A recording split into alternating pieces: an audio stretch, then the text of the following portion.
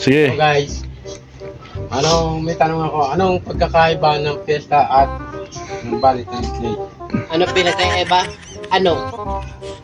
Ang pinagkaiba ng fiesta ay sa isang lugar lang ay may kainan. Tapos yung ano naman, Valentine's.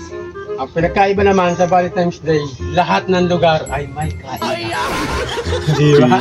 Ay. Paano mo nasabi? Paano mo nasabi? Anong klaseng kain yun? Maraming kain. Ano nga klase? Anong Maraming klaseng kain. Anong kain yun? Pwedeng